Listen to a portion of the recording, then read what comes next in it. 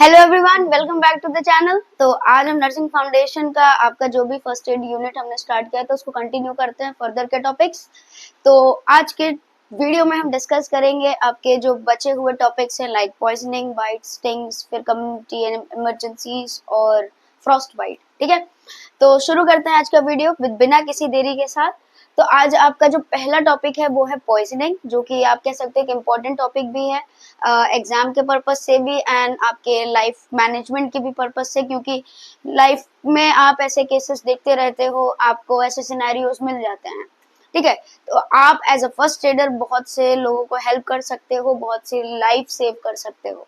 ठीक है, तो बात करते हैं पॉइजनिंग के बारे में। तो जो टॉपिक है वो कहता है कि पॉइजनिंग एक ऐसी कंडीशन है जिसमें कोई भी टॉक्सिक सब्सटेंस या आप कह सकते हो या कोई भी हार्मफुल सब्सटेंस जब पर्सन इनहेल कर ले या इनगेस्ट कर ले, आप कह सकते हो ना, तो जिसकी वजह से आपके जो वाइटल ऑर्गन्स हैं, जैसे आपका हार्ट हो गया, ब्रेन हो गया, लीवर हो गया, किडनी हो गया, जो आपके मेन वाइटल ऑर्गन्स और वो डैमेज हो रहे हैं, तो उसकी वजह से क्या हो रहा है, या तो इंसान का बॉडी फंक्शनिंग एकदम डिक्रीज हो जाएगा, या तो इंसान का मीन्स कहते अगर वो बच गया तो बॉडी फंक्शनिंग डिक्रीज हो जाएगी, और अगर नहीं है तो फिर फिर कुछ बच ही नहीं रहा है, it's leading towards death. ठीक है, तो डिस्कस करते हैं पॉइजनिंग के बारे में। तो क्या बताया जाता है कि पॉइजनिंग एक ऐसी condition, it is a condition in which person ingest poison और एनी टॉक्सिक सब्सटेंस, पॉइजन या फिर कोई और टॉक्सिक सब्सटेंस जिसकी वजह से वाइटल ऑर्गन को हार्म पहुंचता है। और क्या होता है, आपका जो भी वाइटल ऑर्गन है, अगर हार्म पहुंच रहा है तो ऑफकोर्स उनकी फंक्शनिंग में एक कह सकते हैं जो भी फंक्शनिंग नॉर्मल फंक्शनिंग थी उसमें डिक्रीज आएगा और इंसान की इवन डेथ भी हो सकती है। ठीक है, अब ये पॉइजनिंग कैसे हो सकती है, तो वो हो सकती है इनहेलेशन के थ्रू। इनहेलेशन मतलब आपका इनहेल किया है, कोई टॉक्सिक गैस इनहेल कर लिया हो। ठीक है, जैसे आपका बहुत सारे लोग जैसे कार एग्जॉस्ट से जो गैसेस निकल रही हैं, ठीक है, आपका कार्बन मोनोऑक्साइड, आपका कार्बन डाइऑक्साइड, ठीक है, बहुत ज्यादा आपका एग्जाम्पल तौर पे हम बात कर सकते हैं भोपाल गैस ट्रेजेडी, तो उसमें एक गैस का ही मेन चीज हुआ था। ठीक है, तो ये हो गया आपका टॉक्सिक गैसेस का कोई इनहेलेशन, तो पॉइजनिंग क्रिएट हो गई बॉडी में आपके रेस्पिरेटरी मींस आपका सर्कुलेशन में। ठीक है, देन नेक्स्ट आपका इंगेशन या सोलो क्या कर लिया है कोई टॉक्सिक एलिमेंट, आपके जैसे पॉइजन हो गए। ठीक है, पॉइजन में नॉर्मली हम देखते हैं लोग रैट किल्स और आपके जो हाउस होल्ड में पॉइजन प्रेजेंट होते हैं वो इंसान इंगेस्ट कर लेता है या आप कह सकते हो सोलो कर लेता है। ठीक है, उसकी वजह से पॉइजनिंग जो क्रिएट हो रही है आपके सर्कुलेशन में। फिर आपका होता है इंजेक्शन। इंजेक्शन मतलब इंजेक्ट किया हुआ, इंजेक्ट आपके सर्कुलेशन में किसी ने इंजेक्ट कर दिया है, या आप कह सकते हो किसी एनिमल के थ्रू, या आपके जैसे रेप्टाइल्स प्रेजेंट है, स्नेक बाइट हो गया। ठीक है, आपके ये जो वेनम क्रिएट पॉइजन हो रहा है ना, कि वेनम जो आपके एनिमल या क्रीचर्स हैं उनके बाइट से आपको पॉइजनिंग मींस हो रही है बॉडी में। ठीक है, आपके सर्कुलेशन में आ रही है, वो पॉइजनिंग हो गई आपकी इंजेक्शन के through. And then inunction. Inunction में क्या होता है कि स्किन या म्यूकोसल अब्जॉर्प्शन हुआ है, मतलब स्किन पर भी कुछ प्रेजेंट मींस कोई ऐसा सब्सटेंस हो जो स्किन पर प्रेजेंट हो और स्किन ने ऑब्जर्व कर लिया हो, और ऑब्जर्व जैसे ऑब्जर्व किया है उसको, उसकी वजह से पॉइजनिंग ऑल ओवर बॉडी फैल गई है। ठीक है, तो ये चार टाइप ऑफ के मींस ये आप कह सकते हो ये चार मोड हैं जिनके थ्रू या रूट है जिनके थ्रू पॉइजनिंग बॉडी में सर्कुलेट होती है, या कह सकते हो प्रेजेंट मींस कह सकते हो आप फैलती है। ठीक है, देन हम बात करते हैं कॉजेस। इसके कॉजेस क्या क्या हो सकते हैं, तो कॉजेस दो ही होते हैं पॉइजनिंग के। पहला होता है मेडिको लीगल पॉइजनिंग।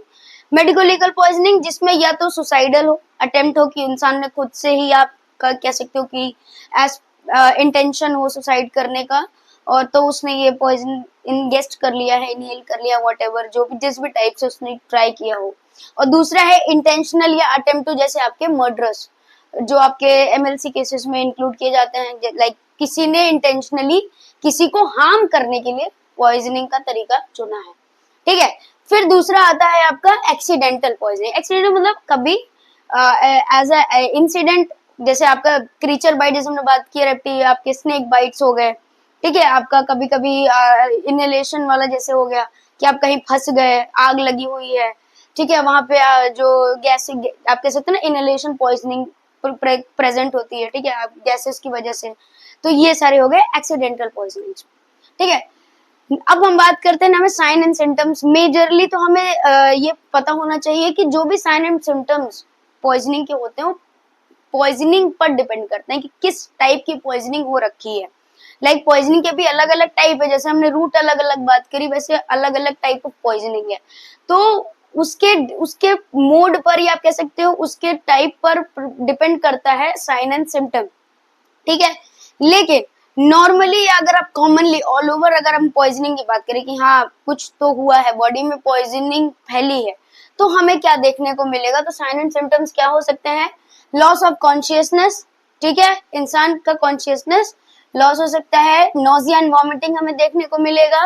एपनिया या एस्फाइसिया, एस्फाइसिया में क्या मीन्स लाइक आपका या तो ब्रीदिंग एब्सेंट होगी या फिर डिफिकल्टी इन ब्रीदिंग, ठीक है, वो ब्रीथ करने में बहुत मुश्किल होगी। आपका कन्वर्जेंस हो सकता है, क्यों? क्योंकि आपके वाइटल ऑर्गन्स डैमेज होते हैं। Diarrhoea same condition, vital organs damage हो रहे हैं, आपका जीआई काम नहीं करता है, ठीक है। आपके लिप या माउथ बर्न देखने को मिल सकता है, वो क्यों? क्योंकि हो सकता है जो भी पॉइजन है वो कोरोसिव हो। कोरोसिव मतलब आपके लिप और माउथ को हार्म करके जा रहे हैं, लाइक एसिड्स हो गए, आपके अल्कलीज हो गए, ठीक है, ऐसे हो गए। अब हम बात करते हैं कॉमन पॉइजनिंग्स की, या आप कह सकते हो कि जो कॉमनली हमें देखने को मिलता है हमारे लाइफ सिनेरियोज में, ऐसे केस सिनेरियोज में देखते हैं कि हाँ इस टाइप का पॉइजनिंग था या इस टाइप की पॉइजनिंग कॉमनली हमें देखने को मिलती है, ठीक है। तो पहला है आर्सेनिक पॉइजनिंग। आर्सेनिक पॉइजनिंग आप जैसे नॉर्मली लोग रेड किल्स हो गए या जो भी नॉर्मल पॉइजन्स प्रेजेंट है, इंसान इंगेस्ट कर रहा है या गलती से हो गया, ठीक है, वो आपके हो गए आर्सेनिक। उसमें क्या प्रेजेंट होता है? आर्सेनिक, जिस जो पॉइजनिंग क्रिएट करता है आपके सर्कुलेशन में, ठीक है। एस्पिरिन, एस्पिरिन आप जानते हो टैबलेट होती है। कभी लाइक जैसे पॉइजनिंग को इसको इंक्लूड इसलिए क्योंकि जो लोग होते हैं लाइक पॉइजनिंग का जो भी है सीन, तो उसमें ये ओवरडोजिंग, ज्यादा हद से ज्यादा डोज ले लेना एस्पिरिन का, वो क्रिएट करता है पॉइजनिंग, ठीक है। एसिड पॉइजनिंग, किसी भी type of acid, strong acid का आप कह सकते हो इंजेक्शन, इंजेक्शन, ये सारी चीजें आपको इफेक्ट करती हैं। सेम एज अल्कली, जैसे आपका ये दोनों आपके हॉस्पिटल, हाउस होल्ड, आपके लेबोरेटरीज में प्रेजेंट जो केमिकल्स होते हैं, जैसे आपका फिनाइल हो गया, आपके ये सारी चीजें हो गई, इन जो केमिकल्स होते हैं, ठीक है, उनका आपका इंजेक्शन इस वो क्रिएट करता है पॉइजनिंग, ठीक है। फिर गैसेस, गैसेस हम गैस पॉइजनिंग हम जानते हैं, गैस पॉइजनिंग लाइक आपका कार्बन मोनोऑक्साइड, आपके कार्बन डाइऑक्साइड, ठीक है, ट्रक, ये सारी चीजें जो आपके व्हीकल से निकल रहा है, लाइक आपके एग्जॉस्ट से निकल रहा है, कार एग्जॉस्ट हो गए, ठीक है, गैस स्टोव हो गए, या फिर फायर, कोई फायर इंसिडेंट हो गया, इन सब में, ठीक है। Then poisoning with sedative pills, मतलब स्लीपिंग पिल्स। ज्यादा ओवरडोजिंग की वजह से क्या होगा?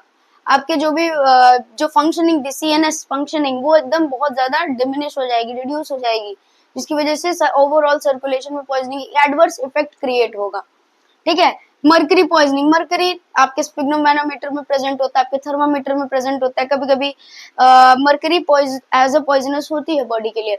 अगर लाइक ये इंसिडेंटली होता है, लाइक अगर आप क्लिनिकल थर्मामीटर यूज कर रहे हो और वो टूट गया, ग्लास का होता है, ठीक है, वो टूट गया, तो मर्करी अगर इनगेस्ट हो गई तो पॉइजनिंग क्रिएट हो सकती है, ठीक है। देन आपका लेड पॉइजनिंग आपके पेंट्स में प्रेजेंट होता है, ठीक है, आपके जो लेड कंटेनिंग केमिकल्स होते हैं उनमें होता है, ठीक।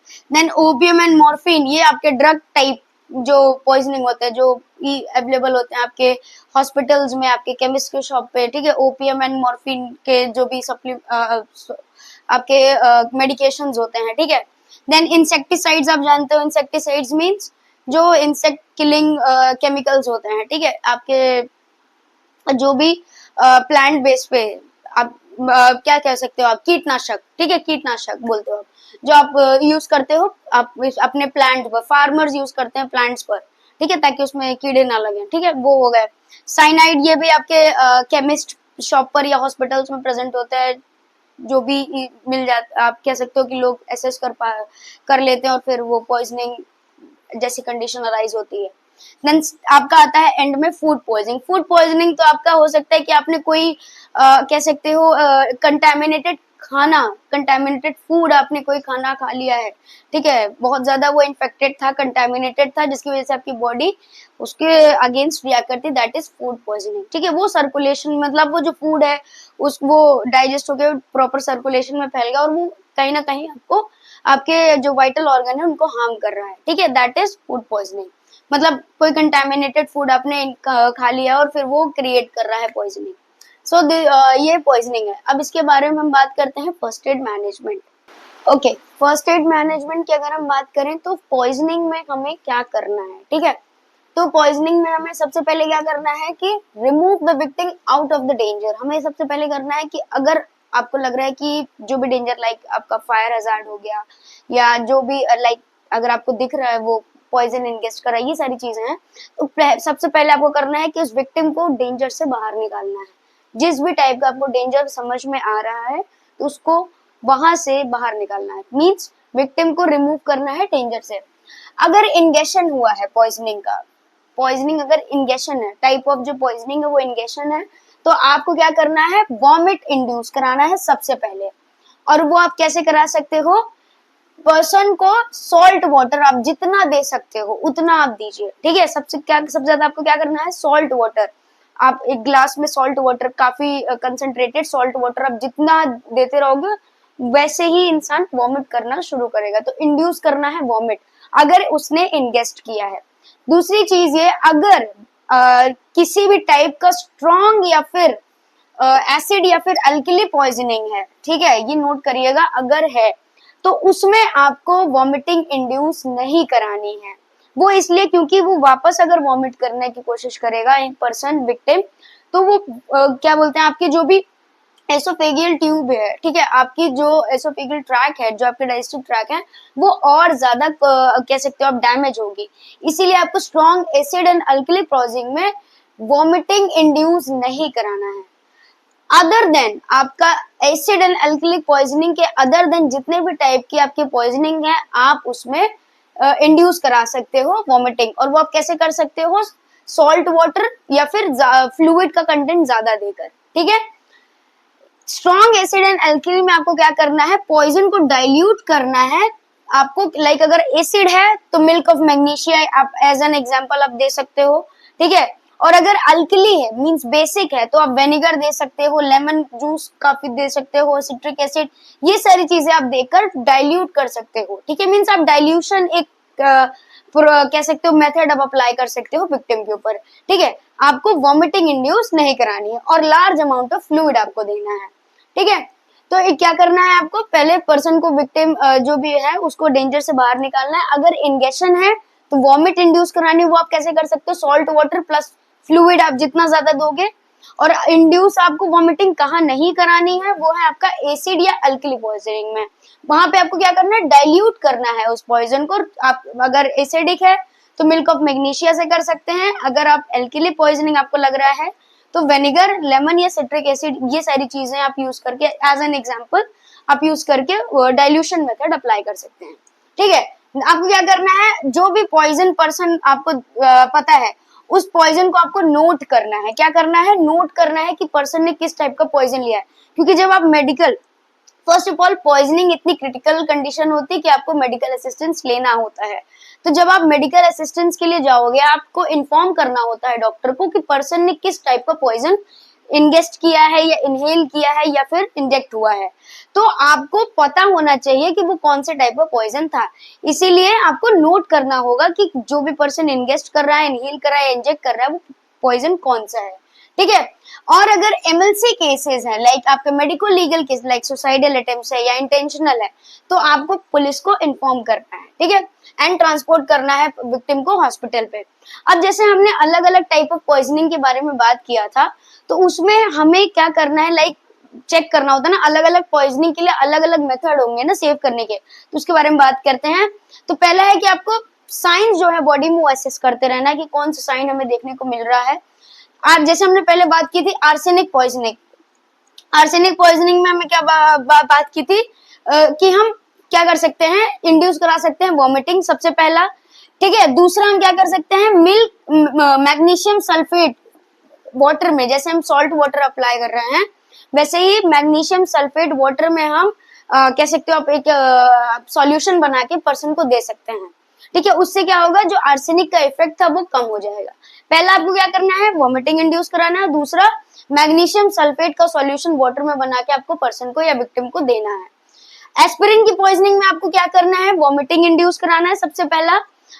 और उसके अलावा आप सोडियम बाइकार्बोनेट एंड चारकोल आप एडमिनिस्टर कर सकते हो, मींस आप पर्सन को इंगेस्ट करा सकते हो। उससे क्या होगा कि जो एस्पिरिन का जो भी कह सकते जो टॉक्सिक इफेक्ट था वो कम हो जाएगा। ठीक है, क्या करना है, sodium bicarbonate and charcoal. Charcoal क्या करता है, वो जो भी इफेक्ट होगा ना एस्पिरिन का वो अब्सॉर्ब कर लेगा।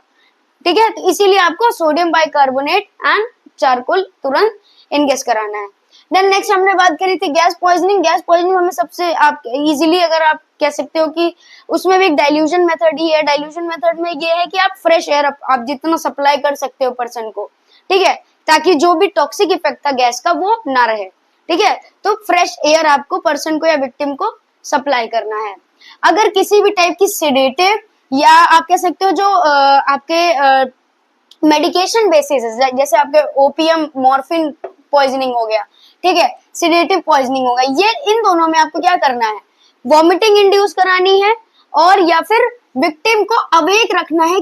आपको किसी भी तरीके से आप टी, कॉफी, कैफीन मोड, आप जैसे लाइक होता है ना कि पर्सन को कैफीन दो और पर्सन को सोने मत दो, उसको आपको क्या रखना है, आपको जगाए रखना है। ठीक है, किसी भी कंडीशन में सीएनएस, लाइक जब सीएनएस का जो भी आपका कह सकते हो फंक्शनिंग वो डिप्रेस होगा, इंसान क्या बोलते हैं अनकॉन्शियस होना स्टार्ट हो जाएगा। इसीलिए आपको टी, कॉफी की हेल्प से, कैफीन की हेल्प से पर्सन को अवेक स्टेट में रखना है, उसको जागते रहने देना है। ठीक है, तो किसी भी टाइप की मेडिकेशन लाइक आपके मॉर्फिन, ओपियम और सिडेटिव, इन सब में ये अप्लाई करना है। देन आपका आता है मर्करी एंड लेड में। मर्करी एंड लेड में आपको क्या करना है, water plus raw egg white. पहले तो आप वॉमिटिंग इंड्यूस कराइए एंड देन आप water plus raw egg white. Egg white आप जानते हैं एक एग यॉल्क होता है एंड एग व्हाइट होता है, तो वाटर में एग व्हाइट को मिक्स करके एक सॉल्यूशन आप क्रिएट करके आप विक्टिम को दे सकते हो, जिसकी वजह से जो मरकरी और लेड का इफेक्ट था वो कम हो जाएगा। ठीक है, देन आपका इंसेक्टिसाइड, फूड पॉइजनिंग, इन सब में आपका वॉमिट इंड्यूस कराना ही बेस्ट ऑप्शन है। अगर आपका जो फूड पॉइजनिंग और इंसेक्टिसाइड अगर पर्सन इंगेस्ट कर रहा है और फूड पॉइजनिंग हो रहा है, ठीक है, तो उसमें आप इंस्टेंट अगर वॉमिट इंड्यूस कराओगे तो जो इफेक्ट होगा, टॉक्सिक इफेक्ट होगा, वो पर्सन में कम होगा, मतलब कम हार्म करेगा। ठीक है, एंड पॉइजनिंग एक ऐसी कंडीशन है जिसमें आपको इमीडिएटली पर्सन को तुरंत हॉस्पिटल ट्रांसपोर्ट करना है और आपको डॉक्टर को इन्फॉर्म करना है कि पर्सन ने किस टाइप का पॉइजन इंगेस्ट किया है, इनहेल किया है या फिर इंजेक्ट हुआ है। ठीक है, so this is all about poisoning. Okay, next हम बात करेंगे, जो टॉपिक है वो है बाइट। ठीक है, तो बाइट कॉमनली आप जानते हो कि लाइक अगर कोई species, type of species, like मतलब आपके जो भी एनिमल हैं, आपके रेप्टिलिया हैं, ये सारे अगर आपको काट लेते हैं, दैट इज बाइट। ठीक है, तो कॉमनली जो बाइट हमारे पास है, जो हमें दिखता है या आप कह सकते हो हमारे सराउंडिंग में प्रेजेंट होता है, उसके बारे में बात करते हैं, तो वो है आपका snake bite, dog bite, cat bite, rat bite, monkey bite and spider bite. ये ऐसे टाइप्स ऑफ बाइट हैं जो हमें कॉमनली दिख जाते हैं।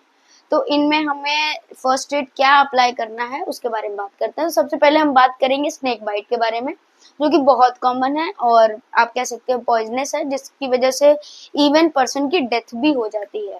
ठीक है, तो कॉमन प्रॉब्लम इन इंडिया है। ठीक है, अराउंड 200 स्पीशीज ऑफ स्नेक हैं जो पॉइजनस होते हैं। वैसे तो बहुत सारे स्पीशीज हैं जो पॉइजनस नहीं है, लेकिन अराउंड 200 ऑफ स्पीशीज जो हैं वो पॉइजनस होते हैं। ठीक है, तो हमें साइन एंड सिम्टम्स बाइट पे, अगर लाइक स्नेक बाइट है तो क्या देखने को मिलेगा, तो पहला है बर्निंग सेंसेशन। ठीक है, जो भी एरिया पे बाइट स्नेक ने किया है वहां पे बर्निंग सेंसेशन होगा, स्वेलिंग देखने को मिलेगी, ब्लीडिंग हो सकती है, पेयर्ड ऑफ टीथ मार्क, ये आपको ध्यान में रखना है कि पेयर्ड ऑफ टीथ मार्क जो भी एरिया है वहां पे हमें 2 पेयर्ड ऑफ टीथ मार्क देखने को मिलेगा। डिस्निया हो सकता है पर्सन में, मतलब breathing difficulty due to poisoning. ठीक है, ड्राउजीनेस मींस उसको कह सकते हो ना कि ड्राउजीनेस सा फील कर सकता है, फेंटिंग हो सकती है, चक्कर आ सकते हैं। नोजिया एंड वॉमिटिंग हो सकती है, वही पॉइजनिंग की कंडीशन की वजह से। वीक या रैपिड पल्स हो सकता है, क्यों? क्योंकि वो इम्पैक्ट करता है तुरंत सीएनएस को, जो भी वेनम स्नेक रिलीज करता है वो तुरंत सीएनएस को इम्पैक्ट करता है, जिसकी वजह से आपका अनकॉन्शियसनेस, आपका फेंटिंग, ड्राउजीनेस, डिस्निया, ये सारी चीजें अराइज होती हैं, तो आपका पल्स भी अफेक्ट होता है। तो वीक या रैपिड पल्स देखने को मिल सकता है, लॉस ऑफ कॉन्शियसनेस हो सकता है पर्सन में, और हमें किसी भी काइंड ऑफ सिक्रीशन या सैलिवेशन देखने को मिल सकता है। ठीक है, मींस किसी भी टाइप ऑफ सिक्रीशन या सैलिवेशन हमें विक्टिम में देखने को मिल सकता है। तो फर्स्ट एड मैनेजमेंट की अगर हम बात करें तो हमें क्या देख लाइक होता है कि क्या देख सकते हैं या क्या हमें करना है। ठीक है, तो पहला है कि हमें पर्सन को या जो विक्टिम है उसको रीअश्योर करना है। ठीक है, उसको सेफ्टी उसकी अश्योर करनी है। ठीक है, फिर वहां जहां पे भी आपको ये बाइट दिख रहा है उसके ऊपर के एरिया से आपको टर्निकेट अप्लाई करना है। टर्निकेट आप किसी भी काइंड ऑफ क्लॉथ मटेरियल, रोप या किसी भी ऐसे मटेरियल से आप कर सकते हो जिससे प्रेशर अप्लाई में आप किसी भी काइंड ऑफ मटेरियल को यूज करके, मीन्स होता है ना कि उस बाइट के ऊपर आपको बस बांधना, एक प्रेशर अप्लाई करना है ताकि सर्कुलेशन में वो प्रॉपर, मीन जो बाइट है, जो पॉइजन है वो सर्कुलेशन में सर्कुलेट ना हो, मतलब आपके ब्लड सर्कुलेशन में सर्कुलेट ना हो। ठीक है, तो आपको प्रेशर अप्लाई करना है with the help of tourniquet. वो क्लॉथ मटेरियल भी हो सकता है, रोप भी हो सकता है, या और अदर मटेरियल भी हो सकता है। तो क्या करना है आपको, tourniquet applying pressure above bite as possible, जितनी जल्दी हो सके उतनी जल्दी बाइट के ऊपर टर्निकेट अप्लाई करें। उस पार्ट को इमोबिलाइज कर दें, इमोबिलाइज दी अफेक्टेड पार्ट, जो भी जिस भी पार्ट में बाइट है उसको इमोबिलाइज कर दें, उसमें मूवमेंट ना होने दें। आइस पैक लगा सकते हो आप, अगर वुंड आपको लग रहा है, ठीक है, ब्लीडिंग वगैरह है, तो वॉश करके आप आइस पैक लगा सकते हैं। और तुरंत ही लाइक होता है ना कि पॉइजनिंग हो रही है, ठीक है, वेनम जो भी बाइट वेनमनेस है, ठीक है, तो शॉक जैसी कंडीशन अराइज हो सकती है, तो आपको पर्सन को सीपीआर भी देना पड़ सकता है। ठीक है, और आपको ये भी देखना है कि अगर आपको अवेलेबल है, इफ अवेलेबल, अगर टाइप ऑफ स्नेक आपको दिख रहा है, जो भी टाइप आपको दिख रहा है, तो उसको नोट करिए ताकि आप इजिली एंटीडोट के लिए वो कर एक्सेस कर पाए। अगर आपको वो स्नेक दिख रहा है या एक्सेस में है, जो भी है, अगर आपको विजिबल है तो आप प्लीज उसको नोट करिए कि वो किस टाइप का स्नेक है, ताकि आप इजिली एंटीडोट एक्सेस कर पाए। ठीक है, और पर्सन को इमीडिएटली हॉस्पिटल आपको ट्रांसफर करना है ताकि हम एंटीडोट अप्लाई करके पर्सन की लाइफ को सेव कर सकें। So this is all about snake bite. Okay, next हम बात करते हैं आपका dog bite, cat bite, rat bite and monkey bite. ये इस साथ में हम इसलिए डिस्कस करेंगे क्योंकि ये ऑल ओवर जो ये आपके जो चारों बाइट्स हैं वो सिमिलर ही होते हैं। ठीक है, तो डॉग बाइट की बात करें, ऑल्सो कॉमन इन इंडिया। ठीक है, और डॉग बाइट से हमें रेबीज डेवलप होने के चांसेस होते हैं, जो कि आप जानते हो एक कंडीशन होती है।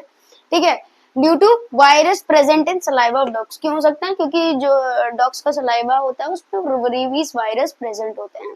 ठीक है, तो हमें साइन एंड सिम्टम्स क्या देखने को मिल सकता है डॉग बाइट में? Bleeding from wound, of course wound create हुआ बाइट से तो ब्लीडिंग देखने को मिलेगी, वुंड देखने को मिलेगा, हेडेक एंड कंफ्यूजन देखने को मिलता है, रेस्टलेसनेस देखने को मिलता है। ठीक है, पेन एंड डिस्कम्फर्ट देखने को मिलेगा, नोजिया एंड वॉमिटिंग हो सकता है, एंड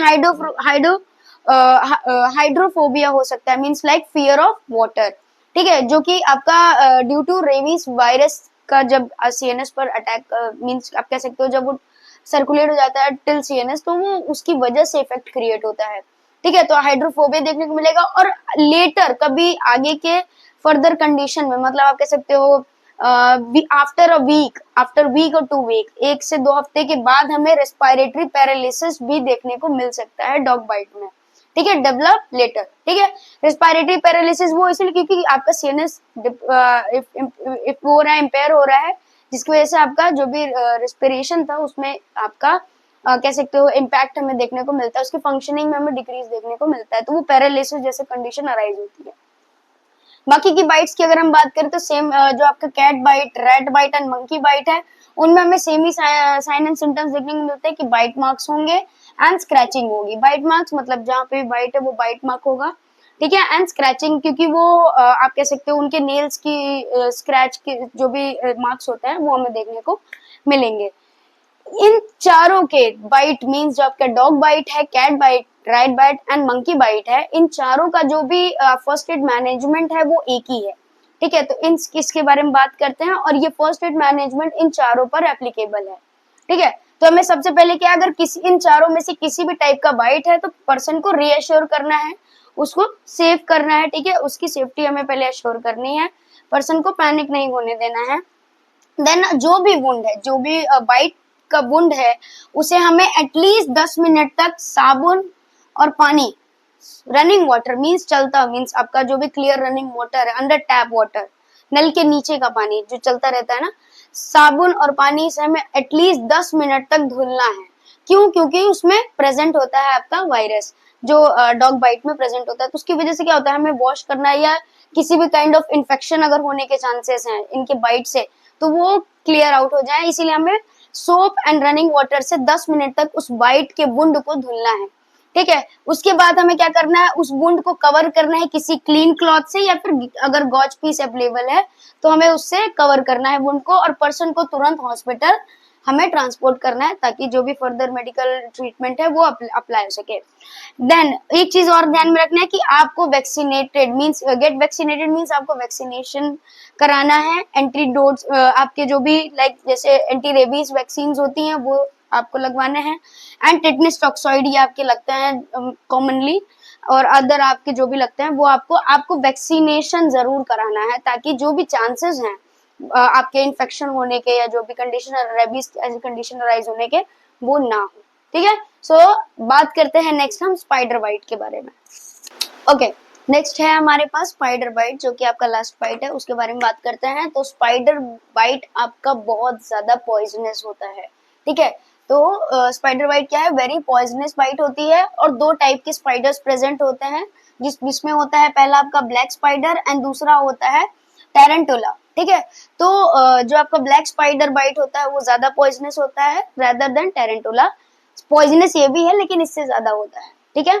तो दो टाइप का होता है, और साइन एंड सिम्टम्स हमें क्या देखने को मिलते हैं, अगर हमें स्पाइडर बाइट वगैरह जो भी कंडीशन हमें देखने को मिल रही है, तो सीवियर पेन होता है बाइट के एरिया पर, ठीक है, स्वेलिंग प्रेजेंट होती है, आपका रेडनेस तुरंत हो जाता है, हार्डनेस ऑफ मसल हमें देखने को मिलता है, ये आपका इंपॉर्टेंट है, ध्यान में रखिएगा। देन क्रैम्प्स हमें देखने को मिलते हैं, क्यों? क्योंकि जो पॉइजन है वो बहुत जल्दी सर्कुलेट होने लगता है। ब्रेथलेसनेस होती है, शॉक की कंडीशन भी अराइज हो सकती है, क्योंकि जो पॉइजन है वो बहुत जल्दी सर्कुलेट हो रहा है। अब हम फर्स्ट एड मैनेजमेंट हम क्या कर सकते हैं, जब इतना ज्यादा ये पॉइजनस है या आप कह सकते हो सीवियर कंडीशन है, तो ऑफ कोर्स हमें तुरंत पर्सन को ट्रांसपोर्ट करना है मेडिकल फैसिलिटी के लिए। लेकिन उससे पहले हमें क्या करना है कि पर्सन को रीअश्योर करना है, जो भी है उसको सेफ करना है, ठीक है, उसकी सेफ्टी देखनी है, पर्सन को वार्म रखना है। क्यों? क्योंकि जैसे ही पॉइजन फैलेगा वैसे वैसे बॉडी का टेम्परेचर गिरता जाएगा, ठीक है, उससे क्या होगा, आपका हाइपोथर्मिया कंडीशन अराइज होगी, बॉडी का टेम्परेचर गिरता रहेगा। इसीलिए आपको पर्सन को वार्म रखना है, तुरंत टर्निकेट अप्लाई करना है बाइट के ऊपर, जैसे हमने स्नेक बाइट में किया था कि जहां पे भी बाइट हुआ है वहां उसके ऊपर के एरिया पे हमें टर्निकेट अप्लाई करना है। तो सेम एज हमें स्पाइडर बाइट में भी यही करना है, और इमोबलाइज करना है जो भी अफेक्टेड पार्ट है, जिस भी पार्ट में बाइट हुआ है उसको इमोबलाइज करना है, विक्टिम को कॉन्शियस रखना है, क्योंकि ये पॉइजनस ज्यादा होता है, इसकी वजह से पर्सन तुरंत अपना कॉन्शियसनेस लेवल जो होता है वो खोने लगता है, मतलब तुरंत वो फेंट होने लगेगा, उसका कॉन्शियसनेस लॉस होने लगेगा।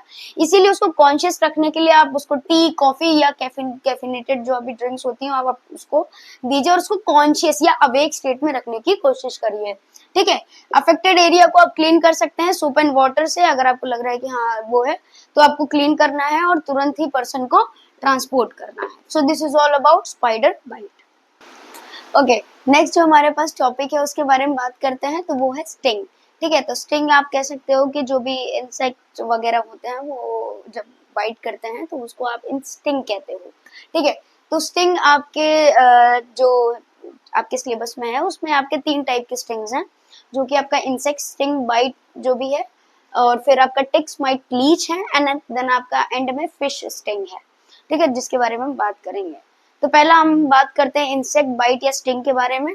तो वो बहुत कॉमन कंडीशन है, नॉर्मली लोगों को क्या बोल सकते हो आप, डेली ऐसा सुनते हो किसी ने किसी भी इंसेक्ट ने किसी पर्सन को स्टिंग कर लिया है या बाइट कर लिया है, ठीक है। तो इंसेक्ट लाइक बीज हो गए, आपके वेस्प हो गए, फ्लाइज हो गए, हॉर्नेट्स हो गए, ये जो आपके इंसेक्ट्स होते हैं वो स्टिंग आप मीन्स आप कह सकते हो बाइट करते हैं या स्टिंग प्रोवाइड करते हैं, ठीक है। तो साइन एंड सिम्टम्स हमें क्या देखने को मिलेगा स्टिंग में, इचिंग हो सकती है, फीवर हो सकता है, स्वेलिंग प्रेजेंट होगी, रेडनेस, पेन या नमनेस हो सकता है, ठीक है, पेन या नमनेस दो में से कोई एक ही चीज होगी, ठीक है।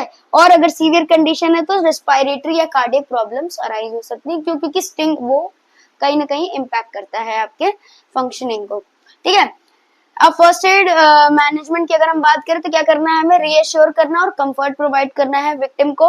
अगर विक्टिम कॉन्शियस है तो क्या करना है, उसको प्लेंटी ऑफ वाटर देना है, मतलब उसको पानी देना है पीने के लिए, ताकि जो भी स्टिंग का इफेक्ट है वो नॉर्मलाइज रहे या ज्यादा कह सकते हो आप हार्म ना करे, ठीक है।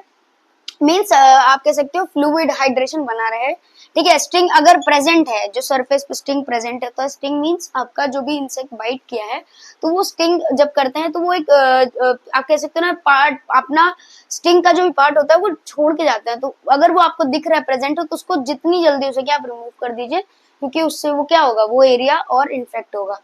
फिर उस एरिया को वॉश कर दीजिए सोडा बाय कार्बोनेट से। सोडा बाय कार्बोनेट क्यों, वो इसलिए क्योंकि ये बेसिक होता है और स्टिंग में जो आपका प्रेजेंट होता है, आप जो कह सकते हो आपका एजेंट या आप कह सकते हो जो आपका जो प्रेजेंट होता है वो होता है एसिडिक मीडियम, ठीक है। स्टिंग का जो मीडियम होता है वो एसिडिक होता है, वो पीएच जो होता है वो एसिडिक होता है, इसीलिए सोडा बाय कार्बोनेट से वॉश करने के लिए बोला, ताकि वो न्यूट्रलाइज हो जाए, ठीक है। देन आप आइस पैक यूज कर सकते हैं स्वेलिंग एंड पेन के लिए, ठीक है। फिर देन आप अप्लाई करिए एंटीबायोटिक्स एंड कैलामाइन सॉल्यूशन, या तो एंटीबायोटिक कोई सॉल्यूशन हो, लोशन हो, या फिर आप कैलामाइन यूज कर सकते हैं, ताकि आपको सूदिंग इफेक्ट हो और बर्निंग सेंसेशन वगैरह ना हो, ठीक है। एंड अगर आप स्टिंग ज्यादा मीन्स आप कह सकते हो स्वेलिंग है ज्यादा है या जो एरिया है बाइट है वो बड़ा है, तो आप ड्रेसिंग अप्लाई कर सकते हो। अगर पेशेंट अनकॉन्शियस हो जाता है तो तुरंत हॉस्पिटल ट्रांसपोर्ट करें। So this is about insect bite या फिर स्टिंग। अब हम बात करते हैं टिक्स, माइट्स, लीच, ये सारी चीजें आप जानते हैं। तो टिक्स, माइट्स, लीच ये सारे छोटे छोटे टाइप ऑफ ऑर्गेनिज्म होते हैं जो क्या करते हैं आपके बॉडी पर या फिर आपके बॉडी में, दोनों में, ठीक है। या तो आपके बॉडी पर या फिर आपके बॉडी में कह सकते हो आप एंटर करके आपके ब्लड को सक करते हैं, जिसकी वजह से आपको इन्फेक्शन या फिर हार्म पहुंचता है, ठीक है। तो इसमें हमें कंडीशन क्या देखने को मिलती है, फीवर एंड बाइट मार्क, ठीक है। तो ये हमें कंडीशन मींस आप कह सकते हो साइन एंड सिम्टम देखने को मिलता है। तो फर्स्ट एड मैनेजमेंट हम इसमें क्या करना है कि हमें अश्योर करना है एंड कंफर्ट प्रोवाइड करना है विक्टिम को। फिर हमें क्या करना है, रिमूव करना है जो भी टिक, माइट या लीच है, ठीक है, उसको तुरंत फोर्सफुली हमें रिमूव करना है, वरना वो एंटर, जैसे हमने बताया ना, वो ये एंटर कर जाते हैं, ठीक है। तो उनको फोर्सफुली रिमूव करना है with the help of kerosene oil. ये चीज आप याद रखिएगा, केरोसिन ऑयल क्या करता है, इजी रिमूवल, मींस वो ऑटोमेटिक, जैसे ही केरोसिन ऑयल पुट करो वो ऑटोमेटिक बाहर की तरफ मींस वो निकल जाएंगे, ठीक है। फिर उस वुंड को वॉश या बाइट एरिया को वॉश करना है सोप एंड वाटर से, एंड देन एंटीबायोटिक आपका जो भी सॉल्यूशन या आपके पास ऑइंटमेंट है वो अप्लाई करिए, और फिर ड्रेसिंग आप अप्लाई करिए। अगर आपको लगता है कि कंडीशन ज्यादा सीवियर है तो पर्सन को ट्रांसपोर्ट करिए हॉस्पिटल पे, ठीक है। नेक्स्ट हम बात करते हैं फिश स्टिंग की। ओके, तो जो आपका स्टिंग का लास्ट टॉपिक है वो है फिश स्टिंग, तो उसके बारे में बात करते हैं, ठीक है। तो फिश स्टिंग क्या है, mainly happens to the person who work in sea, या जो सी के पास में रहते हैं, जो उनके साथ होता है, जो पर्सन सी के पास में रहते हैं, या फिर जो ज्यादातर सी में काम करते हैं, लाइक आपके जो भी फिशरमैन हो गए, ठीक है, आपके मछुआरे जो हो गए, या आपके जो डाइवर्स हो गए, इन सब में हमें ये फिशिंग देखने को मिलता है, ठीक है। तो two type of commonly fishing हमें देखने को मिलता है, पहला है रे फिश एंड देन दूसरा है जेली फिश, ठीक है। तो ये दो जो मेनली जो दो टाइप की फिशेस हैं, हमें इनका ही स्टिंग देखने को मिलता है, जो कि आप कह सकते हो हार्म करता है इंसान को, ठीक है। तो साइन एंड सिम्टम क्या देखने को मिलता है, हमें सीवियर पेन होता है और ब्लीडिंग होता है जहाँ पे भी ये स्टिंग करते हैं। देन फर्स्ट एड मैनेजमेंट क्या अप्लाई कर सकते हैं हम, तो वो है कि रीअश्योर करना है विक्टिम को, रिमूव करना है स्टिंग फ्रॉम एरिया, जिस भी एरिया में स्टिंग है उस स्टिंग को रिमूव करना है, वुंड को वॉश करना है, यूज करना है अमोनिया ड्रेसिंग, ठीक है, अमोनिया ड्रेसिंग को यूज करना है, एंड कोल्ड वाटर को यूज करना है, ताकि जो बर्निंग सेंसेशन हो रहा है स्टिंग की वजह से वो ना हो, क्योंकि स्टिंग में एक एसिडिक मीडियम आप कह सकते हो प्रेजेंट होता है, ठीक है। तो उससे क्या होगा, बर्निंग सेंसेशन रिलीव हो जाएगा। बैंडेज अप्लाई करना है, अगर वुंड आपको लगता है कि हाँ बड़ा है या फिर जो भी वुंड है उसको बैंडेज आप अप्लाई करना चाहते हो तो प्लीज अप्लाई करो। एंटीबायोटिक्स आप यूज कर सकते हो, और अगर सीवियर कंडीशन है तो मेडिकल हेल्प के लिए आप जा सकते हो। नेक्स्ट जो आपके पास टॉपिक है बाइट स्टिंग्स के बाद, वो है आपका फ्रॉस्ट बाइट। तो उसके बारे में डिस्कस करते हैं। तो फ्रॉस्ट बाइट क्या है, एक कंडीशन है जो कि आप कह सकते हो जब बहुत ज्यादा लो टेम्परेचर या आप कह सकते हो कोल्ड टेम्परेचर में आप जब जाते हो, उसकी वजह से जो आपके स्किन टिश्यूज या वेसल्स को डैमेज होता है, वो होता है आपका फ्रॉस्ट बाइट। फ्रॉस्ट बाइट क्या है, एक ऐसी कंडीशन है जिसमें जो बहुत ज्यादा लो टेम्परेचर जब आप जाते हो या बहुत ज्यादा कोल्ड टेम्परेचर में आप रहते हो, तो उसकी वजह से आपके स्किन में, आपके टिश्यूज में, इवन आपके वेसल्स को डैमेज होता है, उस कंडीशन को हम कहते हैं फ्रॉस्ट बाइट।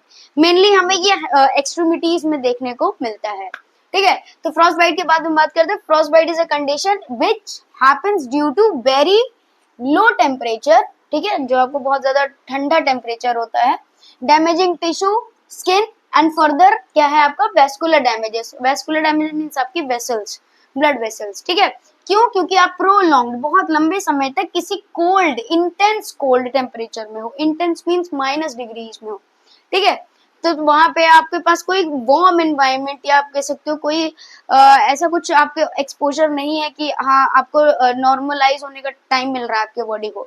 वो एक इंटेंस टेम्परेचर पर मींस एक इंटेंस कोल्ड टेम्परेचर पर बहुत लंबे टाइम तक है, जिसकी वजह से उसको डैमेजिंग स्टार्ट हो गई है। ठीक है, skin, tissue and even vessels में। तो साइन एंड सिम्टम्स क्या होता है, प्रिकिंग पेन होता है। प्रिकिंग मींस चुभता हुआ पेन हमें महसूस होगा। जब कभी कभी आप बर्फ कभी हाथ में लेकर देखो तो एक चुभन सी होती है ना, तो वो चुभता हुआ पेन, लाइक प्रिकिंग पेन, वो होता है जिस भी एरिया में फ्रॉस्ट बाइट होता है। मेनली एक्सट्रीमिटीज में ही हमें देखने को मिलता है।